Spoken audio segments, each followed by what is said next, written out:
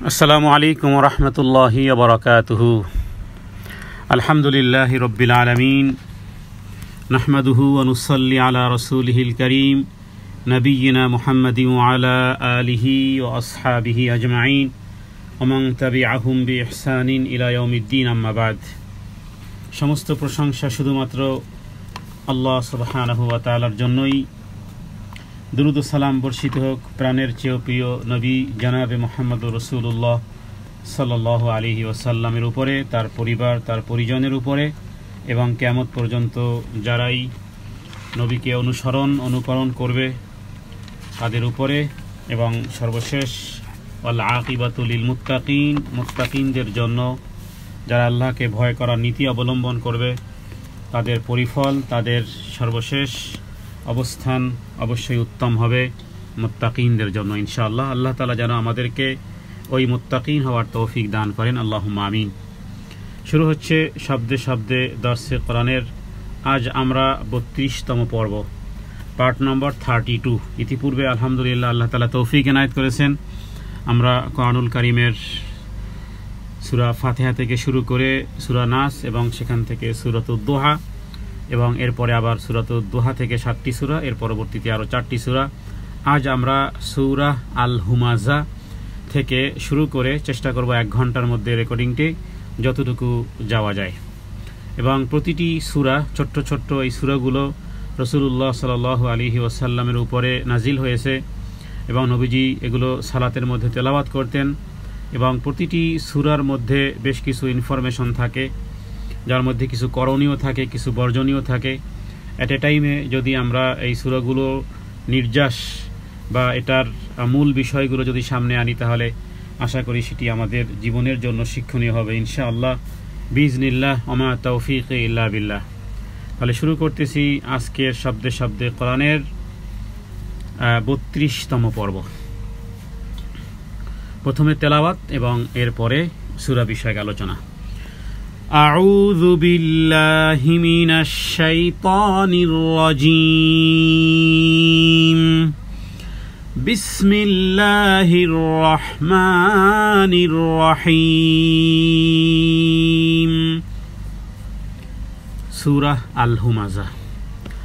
ওয়াইলুল লিকুল্লি হুমাযাতিল লুমাযা الذي جمع مالا وعدده يحسب أن ماله أخلده كلا لينبذن في الحطمة وما أدراك ما الحطمة نار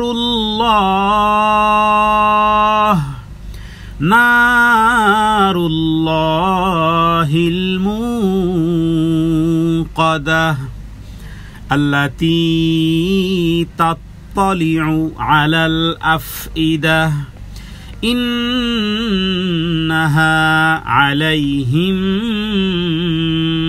مؤصدة في عمد ممددة। এটি সূরা আল হুমাযা 104 নম্বর সূরা। আল্লাহ তাআলা এই সূরার মধ্যে মানুষের কমন কিছু দোষ আছে, সেই দোষের নিন্দা করেছেন এবং সেই দোষ থেকে যদি কেউ উত্তরণ না করতে পারে তাহলে আল্লাহ তাআলা শাস্তির কথা উল্লেখ করেছেন।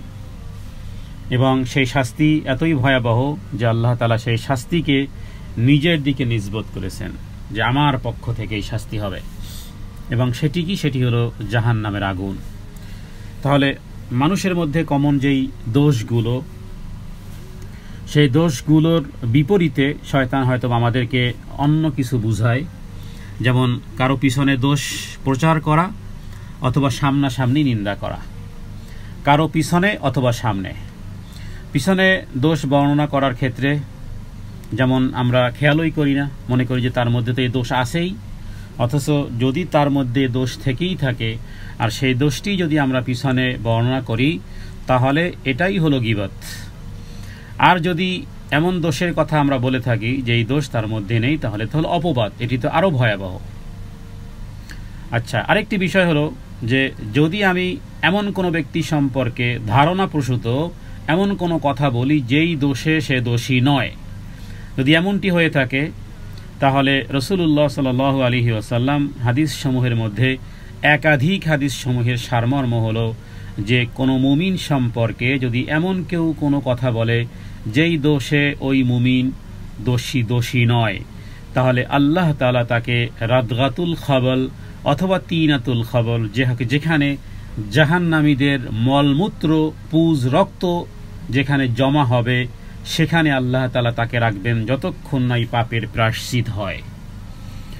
বিষয়টি খুবই ছোট্ট, কিন্তু ভায়োলেশন এত বড় এবং শাস্তিও এত ব্যাপক, এত বড়, যেটি অন্যান্য গুনাহসমূহকে, যেগুলো আমরা বড় ধরনের গুনাহ মনে করি, মোটা দাগের গুনাহ মনে করি, সেগুলোর শাস্তিও এরকমের নয়। তাহলে আল্লাহ তাআলা নিজেই ওয়াইল শব্দ দিয়ে কোরআনুল কারীমের সূরাটি শুরু করেছেন যে যারা দুর্ভোগ মানে আগেই দুর্ভোগ। যেমন আমাদের সামনে যখন কখনো সাপ চলে আসে, তখন ওইভাবে করে অ্যানাউন্স করে বলা হয় না যে আমার সামনে একটি সাপ এসেছে, সাপটি দেখতে এমন এমন না, তখন শুরু করে সাপ সাপ সাপ সাপ, অথবা বিপদ বিপদ বিপদ বিপদ। তার মানে বিপদটি এতই ত্বরান্বিত যে সেখানে এক্সপ্লেইনের কোনো সুযোগ থাকে না।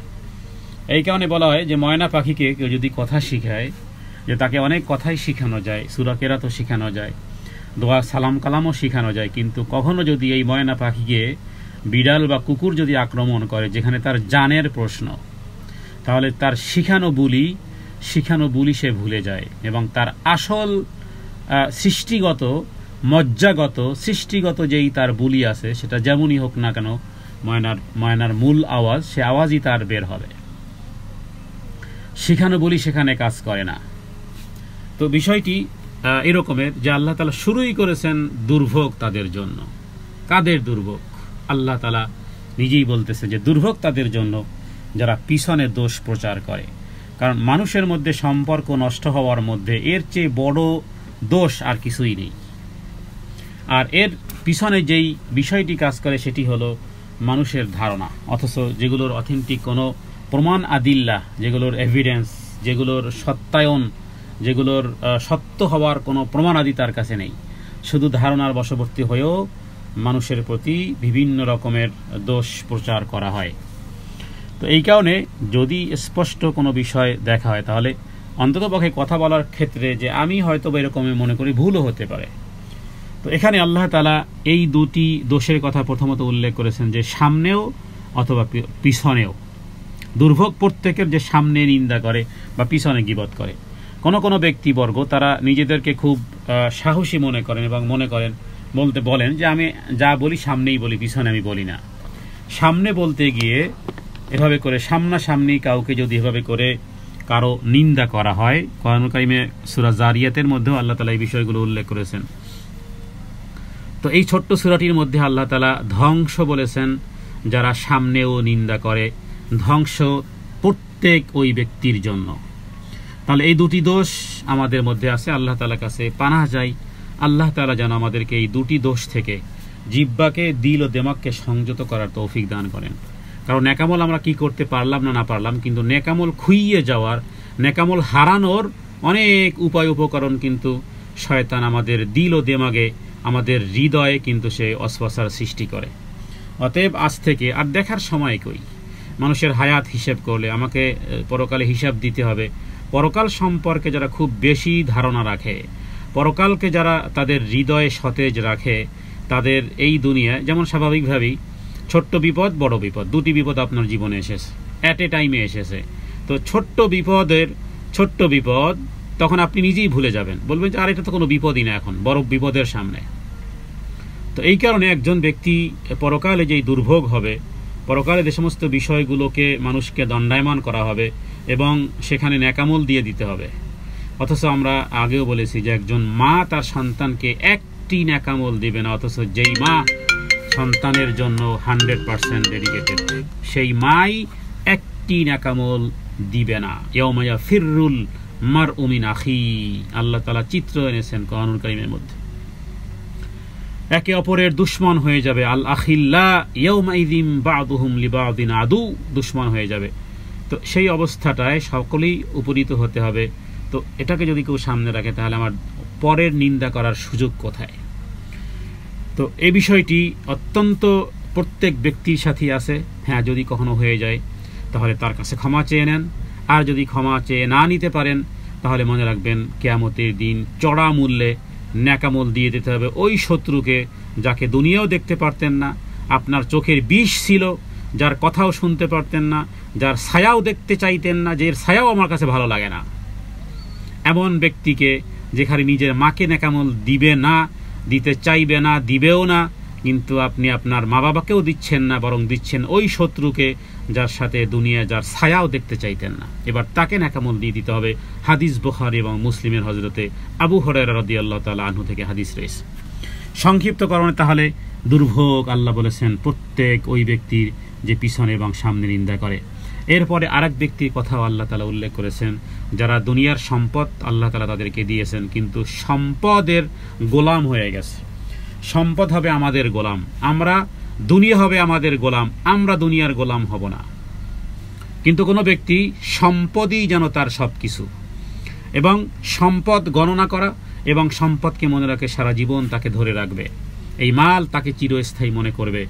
সে মনে করে সম্পদ তাকে চিরঞ্জীব করবে, চিরস্থায়ী করবে, তার নাম বাকি থাকবে ইত্যাদি যারা মনে করে, এবং আখেরাতে ইনভেস্টমেন্টের কোনো চিন্তা চেতনা ধ্যান ধারণা তার নেই।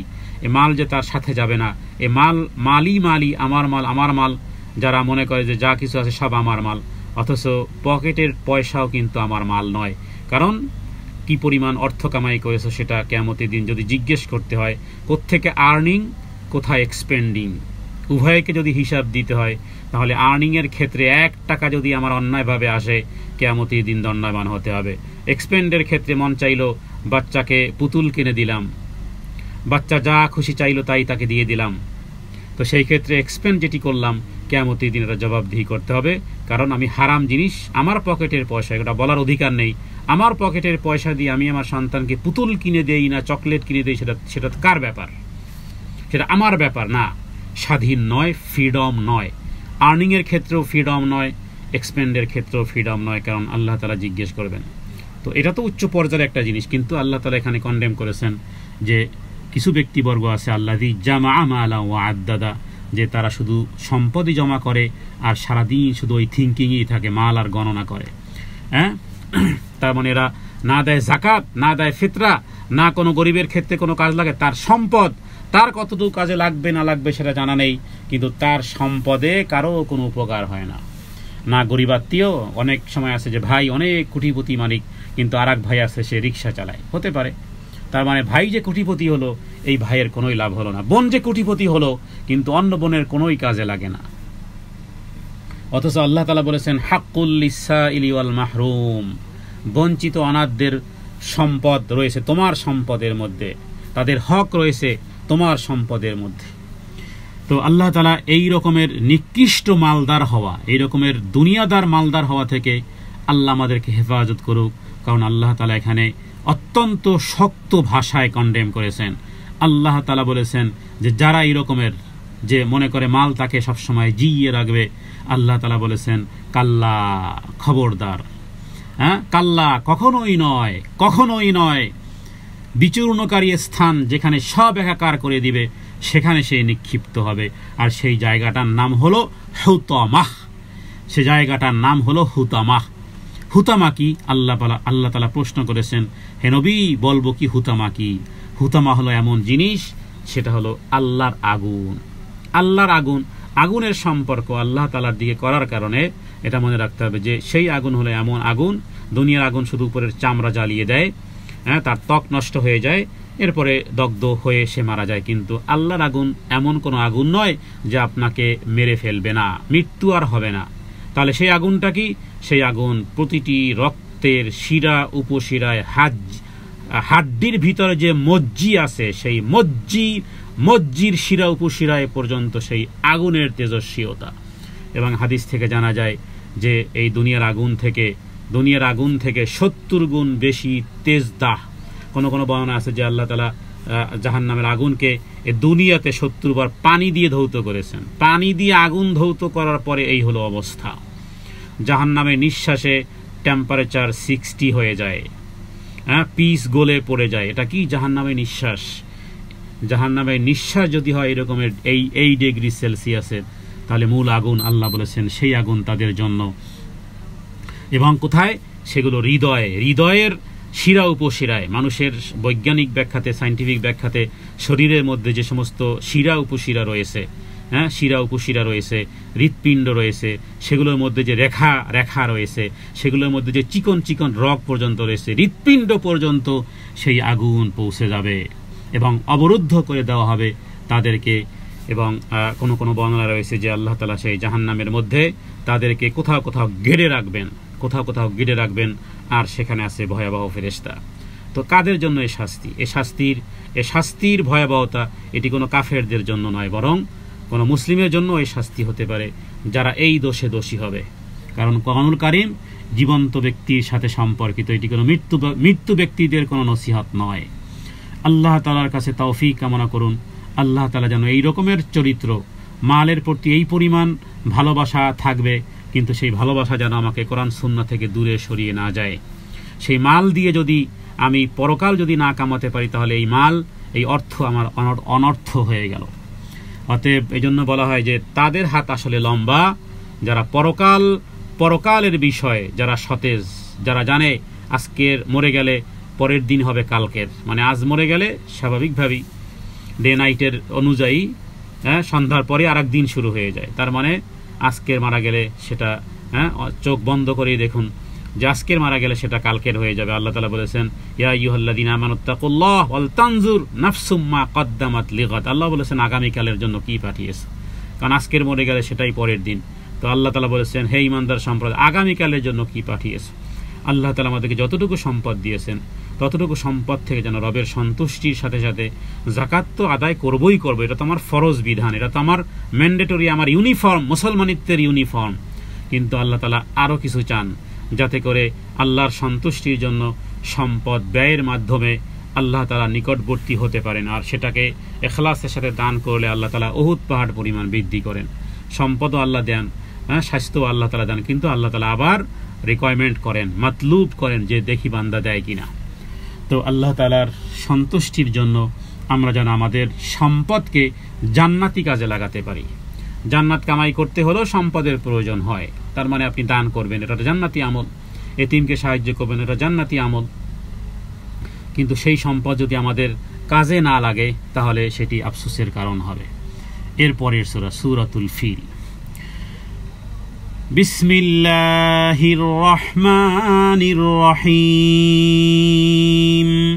আলাম তারা কাইফা ফাআলা রব্বুকা বিআসহাবিল ফিল।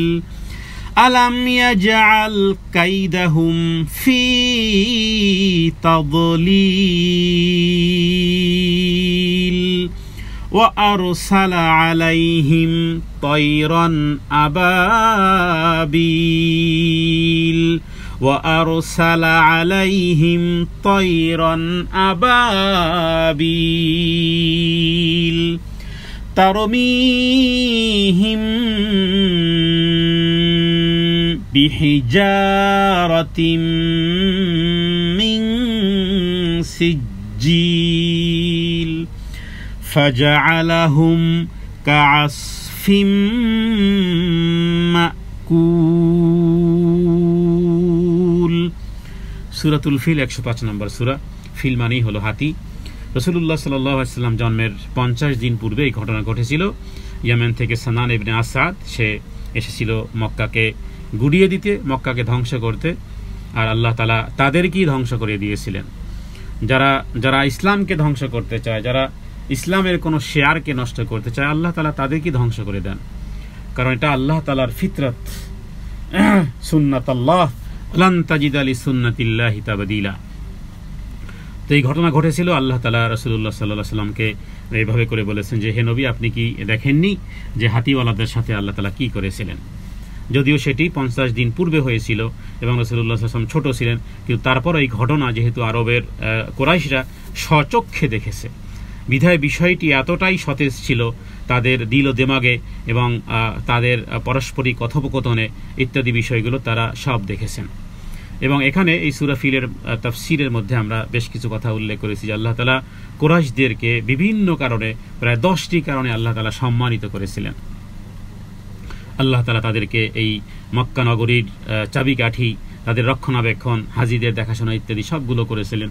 তো এখানে আল্লাহ তাআলা মূলত যারা আল্লাহ তাআলারকে অস্বীকার করা অথবা রাসূলুল্লাহ সাল্লাল্লাহু আলাইহি ওয়াসাল্লামকে যারা মানতে চাইতো না, তাদেরকে যেন আল্লাহ তাআলা নসিহত করেছেন এভাবে করে যে হে নবী, তারা তো এই ঘটনাগুলো সব তাদের স্বচক্ষেই দেখেছিল, কিভাবে করে হাতিওয়ালাদের ষড়যন্ত্রকে আল্লাহ তাআলা ব্যর্থতায় পর্যবসিত করেছিলেন।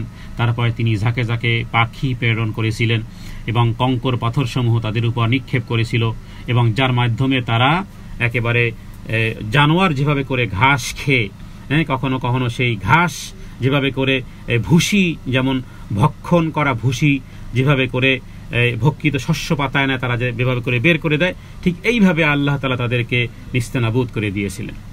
বিষয়টি তারা দেখেছিল, আল্লাহর শক্তিও দেখেছিল। সেই সময়কালে মক্কার তারা রক্ষণাবেক্ষণের দায়িত্ব ছিল, কিন্তু রাসূলুল্লাহ সাল্লাল্লাহু আলাইহি ওয়াসাল্লাম তাদের সামনেই বড় হয়েছে, নবুয়তের যখন ঘোষণা করলো তখন নবীকে মানতে তারা অস্বীকার করলো। এখানে আল্লাহ তাআলা একটি হিস্ট্রি উল্লেখ করেছেন এই সূরা ফিলের মধ্যে এবং মূলত কুরাইশদের দৃষ্টি আকর্ষণ করেছেন। বাকি এই সূরা থেকে আমাদের এটাও শিক্ষা যে আল্লাহ তাআলা এই ঘটনাগুলো, কোরআনুল কারীমের কিছু বিষয় আছে যেগুলোকে বলা হয় কাসাস।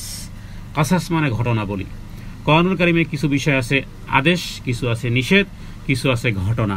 প্রতিটি ঘটনা থেকে আল্লাহ তাআলা বলেছেন যে ইবরাতান লিউলিল আবসার। কোরআনুল কারীমের ঘটনাগুলো শুধু ঘটনা হিসেবেই জানাটাই যথেষ্ট নয়, বরং সেখান থেকে শিক্ষা গ্রহণ করা। এবরা মানে শিক্ষা গ্রহণ করা। তাহলে সূরা ফিল একটি ঘটনা প্রবল একটি হিস্ট্রি যা নাকি মক্কাতে ঘটেছিল। তো সেখান থেকে শিক্ষণীয় হলো যে আল্লাহ তাআলা তিনি তার ঘরকে রক্ষা করেছেন ওই সময়কালে যখন রাসূলুল্লাহ সাল্লাল্লাহু আলাইহি ওয়াসাল্লাম জন্মগ্রহণ করেননি। তো যারা রক্ষণাবেক্ষণ করত বা এই কাবার যারা তদারকি করত, তাদের কাছেই রাসূলুল্লাহ সাল্লাল্লাহু আলাইহি ওয়াসাল্লাম তারা নবীজির খুব নিকটতম আত্মীয় ছিল, রক্তের সম্পর্কিত ব্যক্তি ছিল। যখন আল্লাহ তাআলার একত্ববাদের কথা তিনি ঘোষণা করলেন তখন সবাই অস্বীকার করল। দেখুন, একত্ববাদের ঘোষণা নবীজি 13টি বৎসর করেছেন। ইসলামের 23 বছর, নবীজির নবুয়তি জীবন 23 বছরের 13 বৎসর মক্কায় কেটেছে, মদিনাতে 10 বৎসর। তাহলে মক্কার জীবনে শুধু একটি কথা ছিল, সেটি ছিল যে কুলু লা ইলাহা ইল্লাল্লাহ তুফলিহুন। তাহলে কি পরিমাণ গুরুত্ব আরোপ করে যে যেই কর্মের জন্য রাসূলুল্লাহ সাল্লাল্লাহু আলাইহি সাল্লামকে 13 ইয়ার্স তিনি একই দাওয়াত দিয়েছেন, কি লা ইলাহা ইল্লাল্লাহ, কুলু লা ইলাহা ইল্লাল্লাহ তুফলিহুন, বাস বলো লা ইলাহা ইল্লাল্লাহ, তাহলেই কি হবে? তুফলিহুন, তোমরা সফল কাম হয়ে যাবে।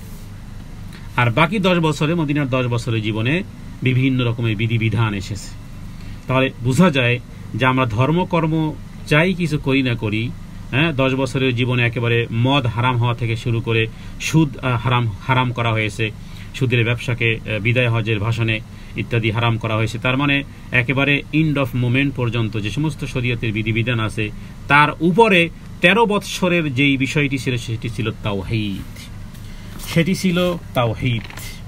অতএব কোনো ব্যক্তির যদি তাওহীদ ঠিক না হয়, তাহলে মনে রাখবেন কিয়ামতের দিন আল্লাহ তাআলা কোনো আমল কি পাল্লার মধ্যে আনবেন না। আলহামদুলিল্লাহ, প্রত্যেক উলামায়ে কেরামগণ তাওহীদ এবং শিরক সম্পর্কে আপনারা আলোচনা শুনেন, সবাই আলোচনা করেন। এটি কেন? এটি এই কারণে যে আমরা যতই আমল করি না কেন, যদি তাওহীদ যদি ঠিক না হয় তাহলে আল্লাহ তাআলা কোনো আমলের পাত্তাই দিবেন না, আল্লাহ সব বরবাদ করে দিবেন। এই কারণে মনে রাখতে হবে যে শিরক খুঁজে খুঁজে জানতে হবে। তিয়ারা কি কোন কোন জিনিসে শিরিক হয়, এই সমস্ত বিষয়গুলো জন্য জানা, ছোট শিরিক, বড় শিরিক ইত্যাদি বিষয়গুলো সম্পর্কে আপনারা একাধিক জেনেছেন। তারপরও বলবো যে শিরক করা মানেই হলো আল্লাহকে গালি দেওয়া, এটা মনে রাখবেন। শিরক করা মানেই হলো আল্লাহ তাআলাকে গালি দেওয়ার মতন। তো স্বাভাবিকভাবে আল্লাহকে গালি দিলে সে আল্লাহর দুশমন, সে আদুউল্লাহ। তো মক্কার জীবনে শুধুমাত্র তারা যদি এতটুকুই বলতো এমনকি তার চাচা রাসূলুল্লাহ সাল্লাল্লাহু আলাইহি ওয়াসাল্লামের যে চাচা, শুধু এতটুকুই বলা হয়েছিল যে শুধুমাত্র বলেন লা ইলাহা ইল্লাল্লাহ তুফলিহুন। এবং কিয়ামতের দিন রাসূলুল্লাহ সাল্লাল্লাহু আলাইহি ওয়াসাল্লাম এই কথাকে সামনে রেখে তার জন্য সুপারিশ করতে পারতেন, কিন্তু সেটি সে করেনি, যার কারণে কিয়ামতের দিন জাহান্নামে সর্বনিম্ন যে শাস্তি সেটি আবু তালেবের, সেটি হলো যে এক পাদুকার মাধ্যমে তার মাথা ঘিলু টকবক করে ফুটতে থাকবে। এই কারণে আমরা প্রতিটি কথা যেন অপূর্ণ থেকে যায়, প্রতিটি বক্তব্য যেন অপূর্ণ থেকে যায় যদি তাওহীদ বিষয়ে কিছু কথা না বলা হয়। তো এই কারণে আমরা আবার আপনাদেরকে বলবো যে এই সূরা সমূহের মধ্যে মূলত কাফেরদের সাথে বা মুশরিকদের সাথে রাসূলুল্লাহ সাল্লাল্লাহু আলাইহি ওয়াসাল্লামের যে বিষয়গুলো আল্লাহ তাআলা বারবার মক্কা জীবনে যে সমস্ত সূরাগুলো নাজিল হয়েছে, এটি মক্কি সূরা, সেটা একটাই ছিল যে আল্লাহ তাআলা এত শক্তি সামর্থ্য দেখার পরেও তারপরও তারা সেই আল্লাহর উপরে, এক আল্লাহর উপরে, সেখানে তারা নিজেরাই স্বীকার করেছিল এবং তারা সাহায্যও চেয়েছিল আল্লাহ তাআলার কাছে। আব্দুল মুত্তালিব সে নিজেই আল্লাহ তাআলার কাছে দোয়া করেছিল, কখনোই তারা এই কাবা ঘরে যে 360টি মূর্তি ছিল সেগুলোর কাছে চায়নি। অতএব কাফের মক্কার মুশরিকরা যেই ভুলটি করেছিল সেই ভুলটি আমরাও করি। বড় ধরনের কোনো বিপদ আপদে আমরা ঠিকই আল্লাহ তাআলাকে ডাকি, কিন্তু ছোটোখাটো বিপদে দেখা যায় যে আমরা অন্যের দ্বারস্থ হই। এ থেকে আমাদেরকে দূরে না সরলে আমাদের ঈমান আমল সব নষ্ট হয়ে যাবে। সূরা ফিল একটি গুরুত্বপূর্ণ সূরা, যেহেতু এখানে আল্লাহ তাআলা অবস্থা উল্লেখ করেছেন এবং সেখানে মক্কার মুশরিকদেরকে আল্লাহ তাআলা অনুরোধ করেছেন। সূরা কুরাইশ যেটি, সেটিও মূলত কেউ কেউ বলেছেন যে সূরা ফিল এবং সূরা কুরাইশ মূলত আসলে একই সাথে নাজিল হওয়া, কারণ সূরা কুরাইশের মধ্যেও আল্লাহ তাআলা প্রশংসা করেছেন কুরাইশদের, তারা কোথায় ব্যবসা বাণিজ্যে যায় ইত্যাদি বিষয়গুলো, কিন্তু মূলত আল্লাহ তাআলা সকলকে চেয়েছেন যে তারা যেন রবের ইবাদত করে। জি, সূরা কুরাইশ তেলাওয়াত। বিসমিল্লাহির রহমানির রহিম। লিইলাফি কুরাইশ ইলাফিহিম রিহলাতাশ শিতাই ওয়াস-সাইফ ফালইয়াবুদু রাব্ব হাযাল বাইত ফালইয়াবুদু রাব্ব হাযাল বাইত আল্লাযী আত'আমাহুম মিন জু' ওয়া আমানাহুম মিন খাউফ। সূরা কুরাইশ 106 নম্বর সূরা।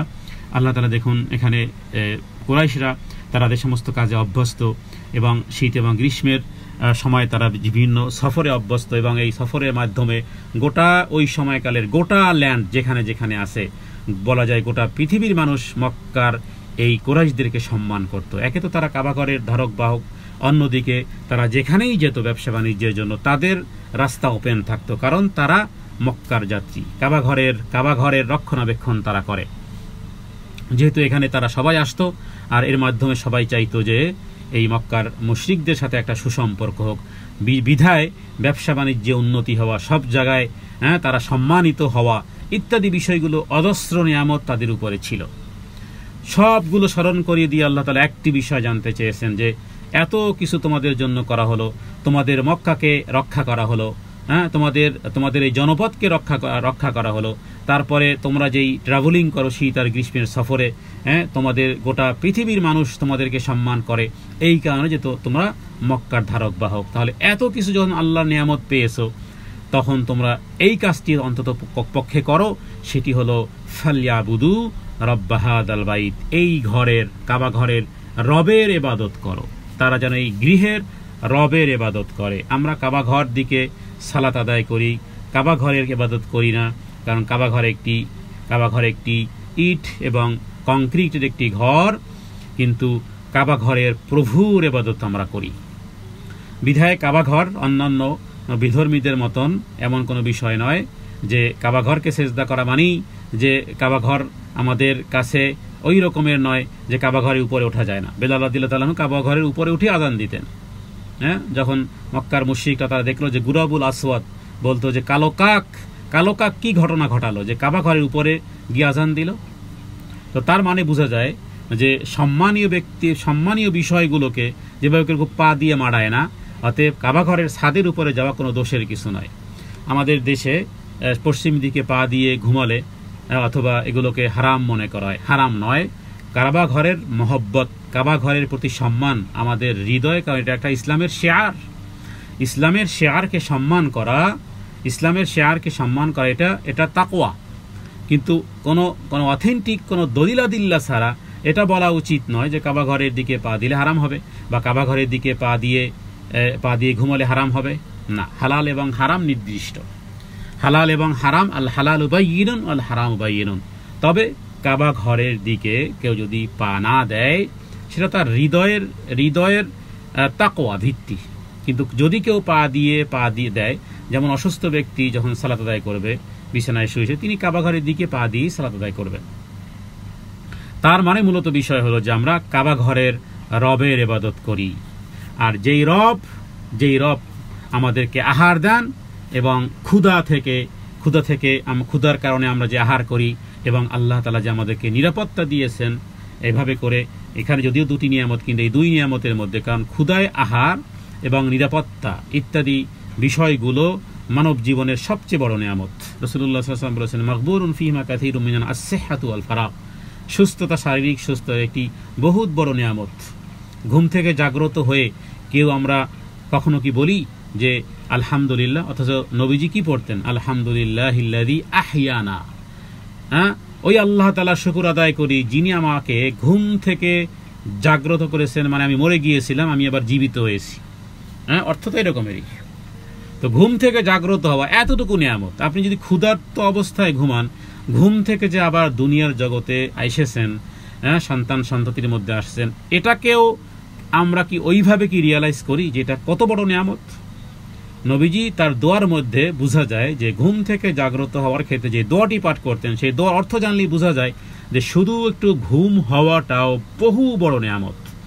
কারণ আলহামদুলিল্লাহিল্লাযী, সমস্ত প্রশংসা তার, আহইয়ানা বা'দা মা আমাতানা, আমরা জীবিত হয়েছি আমরা, কারণ ঘুম হলো মৃত্যুর সহোদর। তো রুহু ফিরে এসেছে। যদি রুহু ফিরে না আসতো, ঘুমের মধ্যে অনেক মানুষ মারা যায়।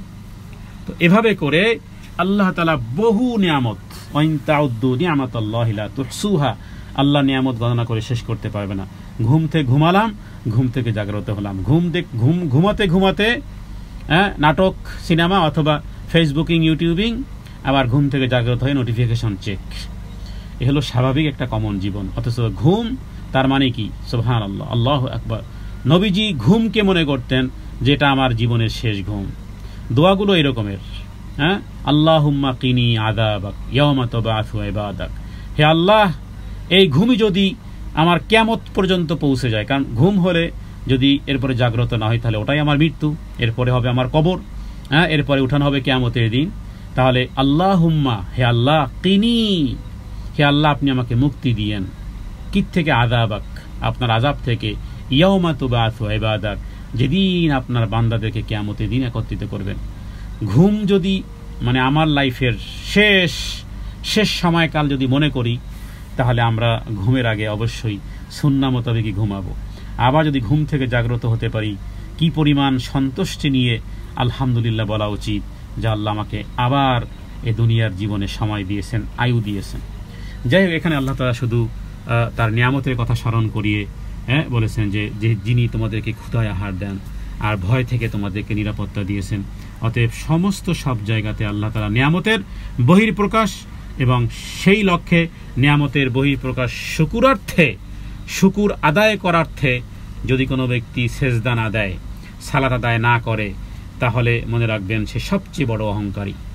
আপনি আল্লাহ তাআলার অন্য কোনো ইবাদত দিয়ে আল্লাহকে ওই পরিমাণ সন্তুষ্ট করতে পারবেন না যেই পরিমাণ ইবাদতে আল্লাহ সন্তুষ্ট হন, সেটি হলো সেজদার মাধ্যমে আল্লাহ সন্তুষ্ট বেশি হন। এবং ইবলিস বিতাড়িত, এই মরদুদ শুধু এই সেজদা না দেওয়ার কারণেই বিতাড়িত হয়েছে, মরদুদ হয়েছে। অতএব বেশি বেশি করে সেজদা দিতে হবে। নবীজি, এক সাহাবী ছিল, নবীজির ওযুর পানিটা নিয়ে এনে দিত, নবীজির খাদেম হিসেবে কাজ করতো, নবীজির কখন কি লাগবে। তারপরে একদিন নবীজি বললেন যে হে, তুমি চাও আমার কাছে কিছু চাও। নবীজি খুশি হয়ে গেছেন, যেহেতু অজুর পানি এগিয়ে দেয় যখন যেটা প্রয়োজন। নবীজি খুশি হয়ে গেলেন সাহাবীর আমলে, বললেন তুমি আমার কাছে কিছু চাও? সে বলল আমি চাই মুরাফাকাতাকা ফিল জান্নাহ, মুরাফাকাতাকা ফিল জান্নাহ। হে নবী, দুনিয়ার কোনো কিছু আমি চাই না, আমি চাই জান্নাতে আপনার সাথে থাকতে। নবীজি বললেন যে আর কিছু আছে? দেখুন, কারণ নবীজি তখন রাষ্ট্রপ্রধান, নবীজি তখন মদিনাতে রাষ্ট্রপ্রধান, ইচ্ছা করলে যে কোনো জায়গাতে তার জায়গির চাকরির সুব্যবস্থা করে দিতে পারবেন। সাহাবী তিনি বললেন যে না, আমি কিছু চাই না, দুনিয়ার কিচ্ছু চাই না, চাই জান্নাতে আপনার সাথে থাকতে, মুরাফাকাতাকা ফিল জান্নাহ। নবীজি বললেন আর কিছু? বলল যে না, বাস ওটাই। আর কিছু? না, ওটাই। তো নবীজি তাকে যেই নসিহতটি করেছিলেন সেটি ছিল চুম্বক অংশ, সেটি হলো যে তুমি আমাকে সাহায্য করো বেশি বেশি সেজদার মাধ্যমে। সুবহানাল্লাহ। জান্নাতে আমার সাথে থাকতে চাও সাহাবী? তাহলে আমাকে একটু সাহায্য করো বেশি বেশি সেজদার মাধ্যমে।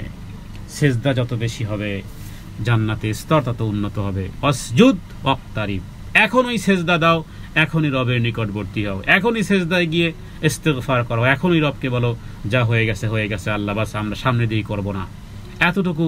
এতটুকু বলার মাধ্যমেই আল্লাহর নিকটবর্তী হবে। সূরা আলাকে আমরা আলোচনা করেছি অসজুদ আমর, সেজদা দাও, ওয়াক্তারিব নিকটবর্তী হও। আল্লাহ তাআলা যেন আমাদেরকে আমাদের জীবনে যে সমস্ত নিয়ামত সমূহ ভোগ করতেছি, জানা অজানা, এগুলো সব ক্ষেত্রে যেন এই নিয়ামতের শুকরিয়া আদায় করতে পারি রবকে সেজদার মাধ্যমে ইনশাআল্লাহ বিইজনিল্লাহ। সূরা মাউন। বিসমিল্লাহির রহমানির রহিম। আরাআইতাল্লাযী ইউকাযযিবু বিদ্দীন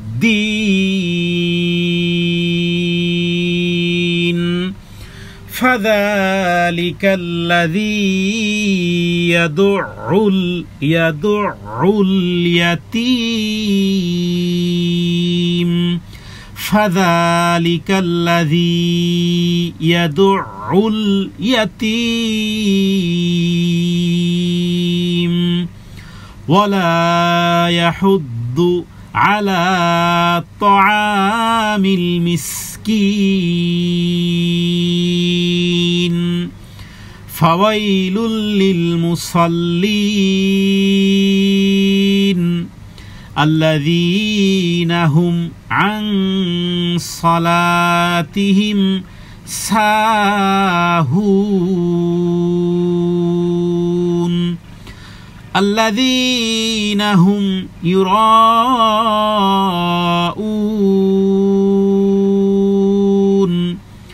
ويمنعون الماعون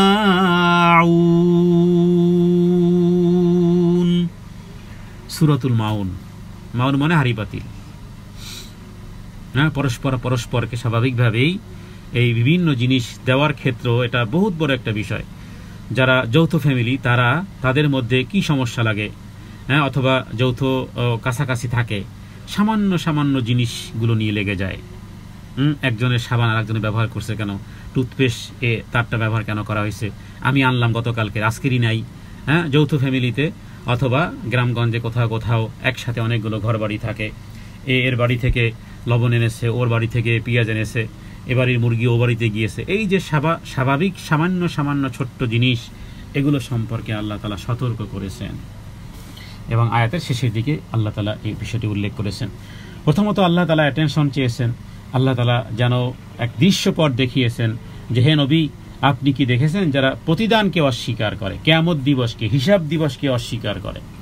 কারা কিয়ামত দিবসকে অস্বীকার করে? যদি দেখতে চাই তাহলে যেন কোরআন কারীমের সূরা মাউনের 2য় আয়াত থেকে তারা কিয়ামতকে অস্বীকার করে। মুখে যদি স্বীকার করুক আমি কিয়ামতকে স্বীকার করি।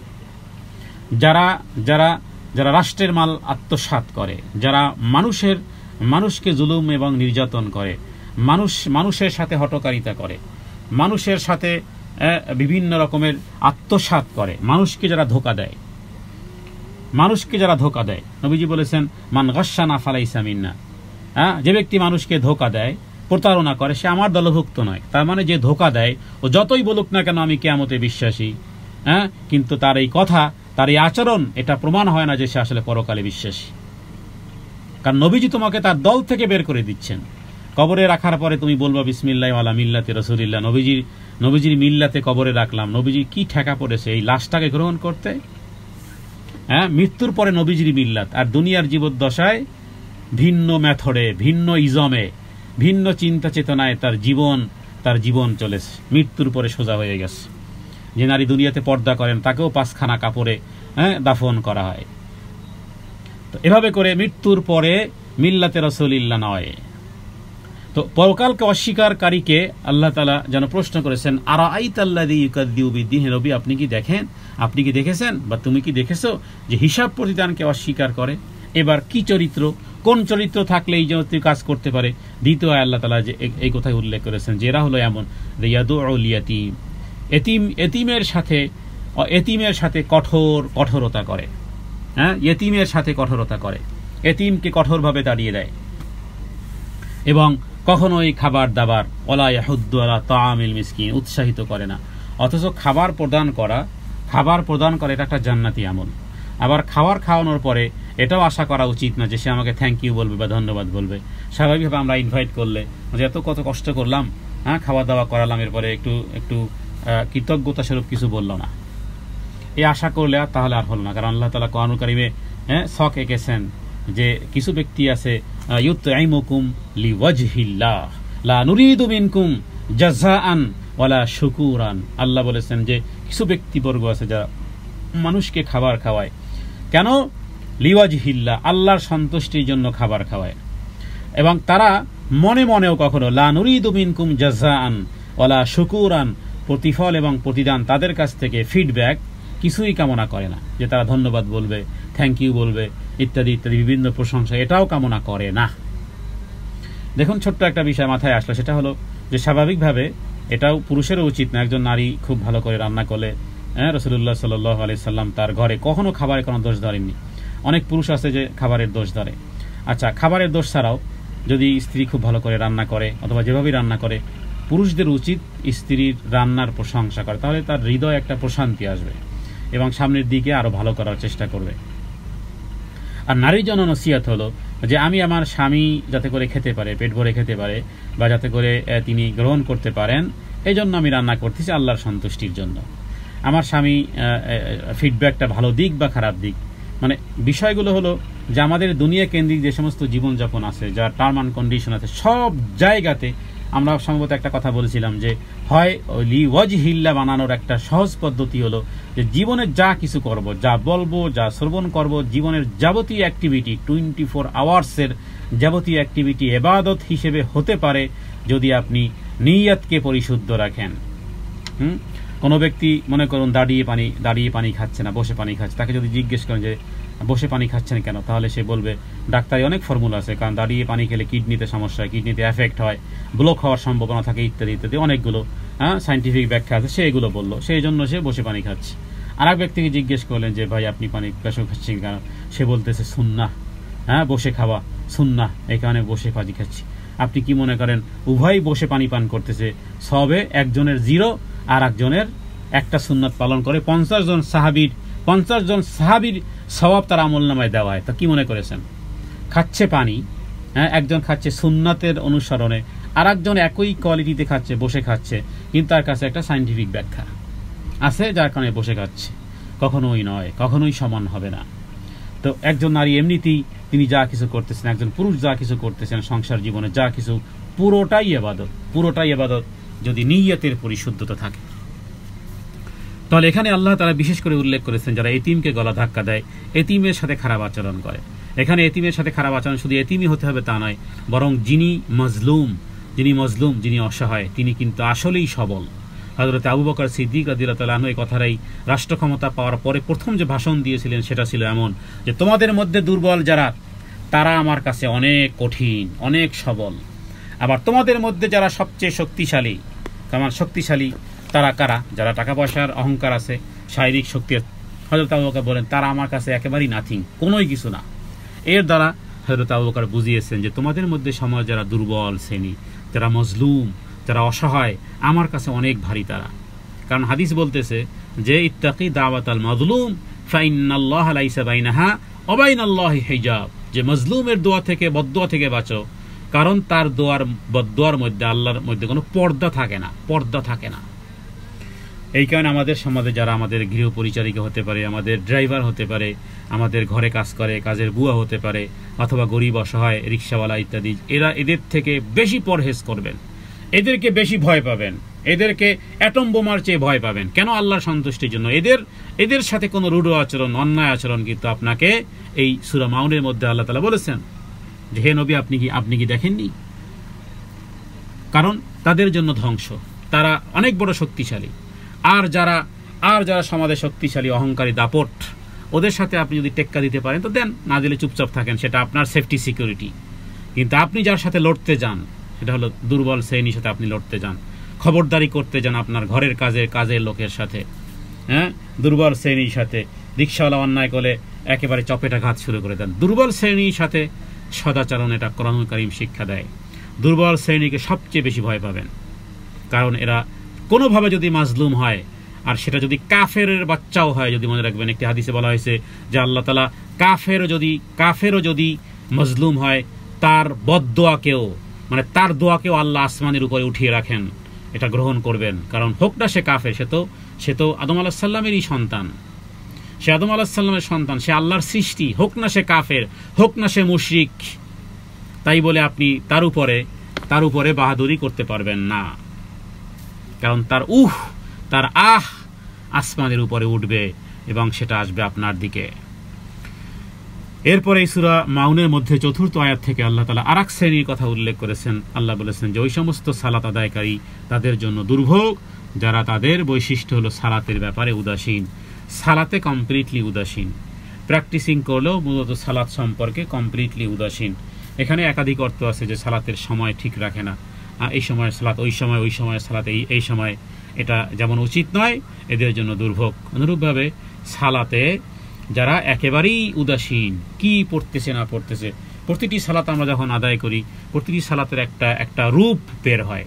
সেই সালাত তার জন্য দোয়া করে যে তুমি আমাকে যেভাবে করে যত্নের সাথে তুমি যেভাবে করে আমাকে আদায় করেছো, আল্লাহ তোমার উপর রহম করো। এবং যদি এই রুকু সেজদা ঠিক মতো না হয় তো সালাতই হবে না। বিশেষ করে রুকু থেকে যদি আপনি স্ট্যান্ডিং মুড, যদি আপনার কোমর যদি সোজা না হয়, সোজা হওয়ার আগেই যদি আপনি সেজদার দিকে যান, তাহলে আপনার নামাজ ক্যান্সেল, সালাত শেষ। সালাত নয়। দুটি জায়গাতে খুব সতর্কতা সালাতের মধ্যে। নবীজি বলেছেন এরা চোর, নিকৃষ্ট চোর। তার মানে দুই সেজদার মধ্যখানে বসা, এটা খুব বেশি হোক না সেটা 3 সেকেন্ড, তবুও দুই সেজদার মধ্যখানে প্রপারলি বসতে হবে। অনুরূপভাবে রুকু থেকে দাঁড়াতে প্রপারলি স্ট্যান্ড হতে হবে আপনাকে, যাতে করে আপনার মেরুদণ্ডের হাড় যেন সোজা হয়ে যায়।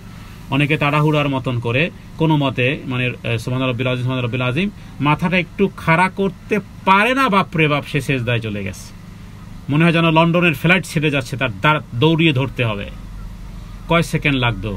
একটু 2 সেকেন্ডও কিন্তু শরীরটা খাড়া করা যায়। যদি আপনার ট্রেন স্টেশনে ট্রেনও চলে যায় তবুও, হ্যাঁ, আর একমাত্র 1-2 সেকেন্ড যদি তো সালাতটা হয়ে গেল, এই সালাত হবে না, যতই সালাত আদায় করেন না কেন। এই কোয়ালিটি যারা সালাত আদায় করেন, হ্যাঁ, কাবা ঘরের প্রভুর কসম, নবীজি এই রকমের সালাত নিয়ে আসেননি, একেবারে সুকুনের সাথে, অন্ততপক্ষে 2 জায়গায়। তো এই জন্য অনেকে সূরা লম্বা পড়ে, কিন্তু রুকু সেজদা শর্টলি করে না। হ্যাঁ, নবীজির নফল সালাতগুলো ছিল এই রকমের 3টা মুড, একটা হলো স্ট্যান্ডিং মুড, একটা এলবো মুড, তো আর একটা হলো সেজদার মুড। এই 3 মুড প্রায় সমান হবে। সালাতে দণ্ডায়মান থাকবেন যতক্ষণ, রুকু করবেন ততক্ষণ, সেজদা করবেন ততক্ষণ। তাহলে এবার কম্পেয়ার করেন যে কোথায় কি করেন না করেন। তো সালাত সম্পর্কে মনোযোগী হওয়া, এই সময় সালাত অন্য সময় না পড়া। আর আরেকটি কাজ যেটি অত্যন্ত ভয়াবহ, সেটি হলো যে আমরা সালাত আদায় যদি করি আর যদি সেটা মানুষ দেখানো কাজ করি, তাহলে সালাত মানেই হলো শিরিক করা। মুসনাদ আহমদের মধ্যে নবীজি বলেছেন, মান সাল্লা ইউরাই ফাকাদ আশরাকা, যে ব্যক্তি মানুষ দেখানো সালাত আদায় করে, সে সালাত আদায় করে না, সে যেন শিরকের প্র্যাকটিস করতেছে। তো বিষয়গুলো হলো যে লোক দেখানো সালাত আদায় করে কারা? মুনাফিকরা। কোনো ব্যক্তি লোক দেখানো সালাত, এরপরে সালাতে অবজ্ঞা, সালাতে অবহেলা, সালাতে যত সুস্তি ইত্যাদি বিষয়গুলো, এগুলো লোক দেখানো যদি করা হয় তাহলে আল্লাহ তাআলা এদের কথা বলেছেন, এদেরকে ভয়াবহতার কথা উল্লেখ করেছেন। আর সূরা মাউনের সর্বশেষ যে আয়াতটি, সেটি হলো যে এটাও একটা বিষয়, এটাও একটা খারাপ চরিত্র। কোরআনের ভাষায় এটা একটা নিকৃষ্ট চরিত্র, যে আমাদের গৃহ সামগ্রীর মধ্যে ছোট্ট ছোট্ট জিনিস, গৃহস্থলীর যেমন পানি, লবণ, দিয়াশালাই, বালতি ইত্যাদি, এগুলো তারা একে অপরকে দেয় না, চাইলে দেয় না, অথবা এ ব্যাপারে সহযোগিতা করে না। কি হবে আপনার সামান্য যে সমস্ত জিনিসগুলো, অনেকে আছে অভ্যাস খারাপ, আসলে অভ্যাস খারাপ, একজন অপেক্ষা থাকে কে সে ওই জিনিসটা আনবে, বা সেটা সাবান হোক, সেটা এই টুথপেস্ট হোক, অথবা যে আমার 2 টাকা তো বেঁচে গেল। তো এরা এরকম এই পিছিয়ে থাকে, কিন্তু যিনি দেন আল্লাহ তাআলা তাকে দান করা তৌফিক দান করে। ছোট্ট জিনিসগুলোকে চেষ্টা করা উচিত যে একটু ভালোভাবে দেয়া, সার্ভিস রাখা। ঘরে যদি একাধিক যৌথ ফ্যামিলি হয় তাহলে সমস্ত জিনিসগুলো খেয়াল করা। তো এগুলো কারা করবে? যারা আসলে পরকাল সম্পর্কে সজাগ সতেজ থাকে তারাই করবে। আর যারা এগুলো থেকে সাধারণ নিত্য প্রয়োজনীয় জিনিস দেয়া থেকে বিরত থাকে, আল্লাহ তাআলা এই সূরার মধ্যে তাদেরকে কন্ডেম করেছেন। আল্লাহ তাআলা যেন এই জাতীয় খারাপ চরিত্র, এখানে বেশ কয়েকটা খারাপ চরিত্রের কথা উল্লেখ করা হয়েছে। এক হলো যে এতিমের সাথে কঠোরতা, এবং গরিব মিসকিনকে খানা দানের ব্যাপারে কোনো রকমের উৎসাহ না দেওয়া। এরপরে সালাতের ব্যাপারে একেবারেই উদাসীন। তার মানে সালাত হলো আমার ওই রকমের যে সারাদিনে কাজকর্মের পরে যদি সময় পাওয়া যায়, যেভাবে পুরুষেরা কি করে, যখন সময় পাবে তখন দুই ঠোকর দিল, সময় নেই তো আর ওদিকে উদাসীন। তো এদের কথা এরপরে আল্লাহ তাআলা ওদের কথা উল্লেখ করেছেন, যারা যদিও মানুষ মাঝে মধ্যে নামাজ কালাম পড়ে, কিন্তু মানুষ দেখানো নামাজ আদায় করে। এরপরে সাধারণ নিত্য প্রয়োজনীয় জিনিস যেগুলো দিতে নিষেধ করে, হোক না ছোট্ট জিনিস, আল্লাহ তাআলার কাছে অত্যন্ত ঘৃণিত এই কাজগুলো। আল্লাহ তাআলা যেন আমাদেরকে এই সূরার মধ্যে যে সমস্ত বিষয়গুলো নিষেধ করা হয়েছে, আল্লাহ যা অপছন্দ করেন, আমরাও যেন সেগুলোকে অপছন্দ করে এর বিপরীত কাজ যেন আমরা করতে পারি ইনশাআল্লাহ বিইজনিল্লাহ। আমা তাওফীক ইল্লা বিল্লাহ। এরপরে সূরাতুল কাউসার। বিসমিল্লাহির রহমানির রহিম। ইন্না আ'তাইনাকাল কাউসার ফাসাল্লি লিরাব্বিকা ওয়ানহার ফাসাল্লি লিরাব্বিকা ওয়ানহার ইন্না শানিআকা হুয়াল আবতার। দেখুন, এই সূরাটি মাত্র 3টি আয়াত, কিন্তু প্রতিটি আয়াতের মধ্যে এই পরিমাণ অর্থ, এই পরিমাণ ব্যাপকতা, সুবহানাল্লাহ। সত্যি কোরআনুল কারীমের মতন এই কোরআনুল কারীমের মতন শব্দ এবং কোরআনুল কারীমের এই কালামুল্লাহ, এটি একটি জ্বলন্ত মুজিজা। পৃথিবীতে যত মুজিজা এসেছে, রাসূলুল্লাহ সাল্লাল্লাহু আলাইহি ওয়াসাল্লামের উপরে প্রায় 35,000 বিভিন্ন রকমের মুজিজা ছিল। বিভিন্ন নবীর মুজিজা ছিল, মুসা আলাইহিস সালামের মুজিজা ছিল, ঈসা আলাইহিস সালামের মুজিজা ছিল, সুলাইমান আলাইহিস সালামের মুজিজা। পৃথিবীতে যত মুজিজা এসেছে, এমনকি নবীজির হাতে চন্দ্র দ্বিখণ্ডিত হওয়া, চাঁদকে 2 টুকরো হওয়াও মুজিজা ছিল। তার চেয়েও বড় মুজিজা হলো কোরআনুল কারীম, কালামুল্লাহ। যদি শুধু দেখার বিষয়, কোরআনুল কারীমের আয়াতসমূহ, তাফসীরসমূহ, তরজমাসমূহ শুধু যদি সত্যিকার অর্থে আপনি হৃদয়ের চোখ দিয়ে দেখতে পারেন, দেখবেন যে এর চেয়ে বড় মুজিজা আর কিছুই নেই। সুবহানাল্লাহ। আমরা কালামুল্লাহর প্রতি ঈমান এনেছি, এটা কালামুল্লাহ, এটা কোনো মাখলুক নয়, এটা হলো আমার রবের কালাম। এবং অনুরূপভাবে রাসূলুল্লাহ সাল্লাল্লাহু আলাইহি ওয়াসাল্লামের উপর আমরা ঈমান এনেছি, যিনি আল্লাহ তাআলা বান্দা এবং রাসূল। সেই নবীকে আল্লাহ তাআলা বলেছে, হে নবী, আপনাকে আমি কাউসার দান করেছি। কাউসার সম্পর্কে প্রায় কয়েকশো হাদিস আছে হাদিস শাস্ত্রের মধ্যে। এতটুকু জেনে রাখেন যে কাউসার, হাউজে কাউসারের পানি আপনাকে আমাকে সবাইকেই পান করতে হবে। কারণ হাউজে কাউসারের পানি ব্যতীত আখেরাতে, পরকালে, মৃত্যুর পরে যেই দিন আছে মালিক ইয়াউমিদ্দিন, কারো তৃষ্ণা মিটবে না। পানি পানি পানি করে চিৎকার করতেই থাকবে যতক্ষণ পর্যন্ত না হাউজে কাউসারের পানি পান করবে। তাহলে এটা আপনার আমার জন্য বুকিং দেওয়া প্রয়োজন, তাই না? কারণ আপনাকে যেহেতু ওটা খেতেই হবে, ওটা না খেলে আর কোনো তৃপ্তি আসবে না। পানি পানি বলেই চিৎকার করতে থাকবে। তার মানে হাউজে কাউসারের পানি প্রত্যেক ব্যক্তিরই পান করতে হবে, আর যে ব্যক্তি পান করতে পারবে তার আর কোনো পিপাসা লাগবে না।